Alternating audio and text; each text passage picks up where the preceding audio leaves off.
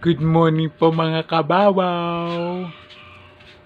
Um, Paano ko ba siya umpisa, no? Ah,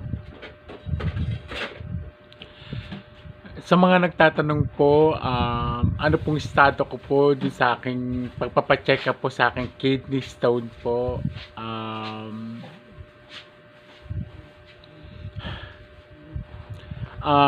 Open surgery po yung gagawin sa akin ng National Kidney Transplant Institute po sa Quezon City at nilakad na po ng nanay at ng classmate ko dati na si Dayan sa Quezon City noong nakaraang araw pa sa 6 na buwan na pakipaglaban po sa bukod po sa stroke ko, may dumating po na pagsubok yung kidney stone ko po na kailangan po madurog bago po maapektuhan yung buong kidney ko po. Ayan.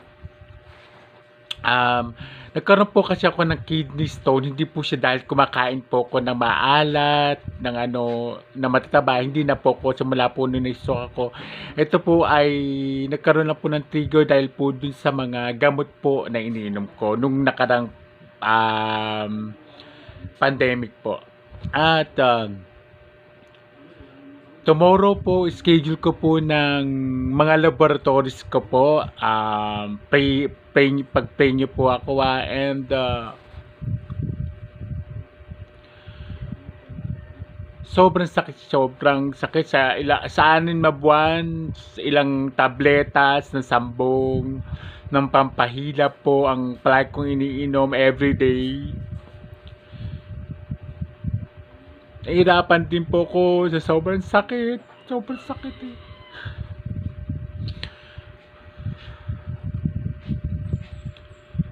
At saka, nahihiya na rin ako sa nanay, kay tatay. Napupuyat, lakad sa ganito, lakad sa ganon, hingi ng tulong kay ganito, hingi ng tulong kay ano.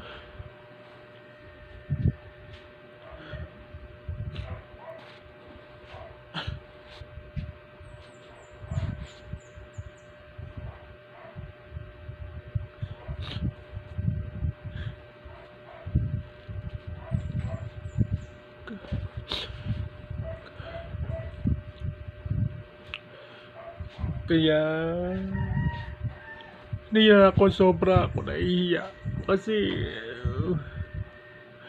alam niyo po ba mga kababaw, yung pag-order niyo po sa akin sa foods ni Nanay Jean, at saka yung pagbili niyo po sa akin ng suka, pambili ng tissue, ng itlog na maalat, ng mga doormat, malaking bagay na po sa akin yun. Kasi po, sobrang nahihiyan ako sa mga kapatid ko na manghingi po ng pera. Siyempre may pinag-aaral din po sila.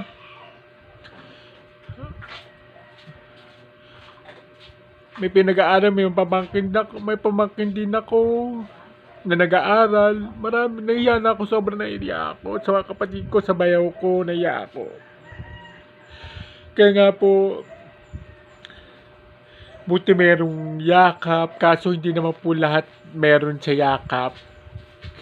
Bumibiring kami, kaya nga po yung tinutulong sa akin na pagbili po sa foods ni Nanay Jean, tsaka sa The Love Everything, malaking tulong na po sa akin yun sa araw-araw na may tabit ko po yung mga pangangailangan ko, lalo po sa panibagong pagsubok ko po. Na-operahan po ko this month or next month po, kung ano po yung magiging decision po ng aking doktor na si Doktora sa Kidney Institute po.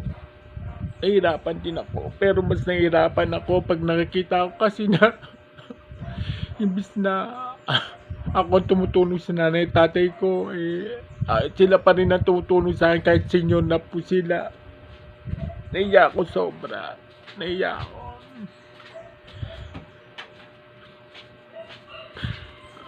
Sana nga po matapos na po lahat ng pagsubok at sana makabalik na ulit sa dati ang sigla. Masigla naman po ako. Kasi sa tulong po ninyo rin, sa tulong na pagmamahal niyo po sa akin, hindi niyo ako pinababayaan. Maraming umalis sa buhay ko pero maraming bumalik para maintindihan po yung aking katayuan ngayon.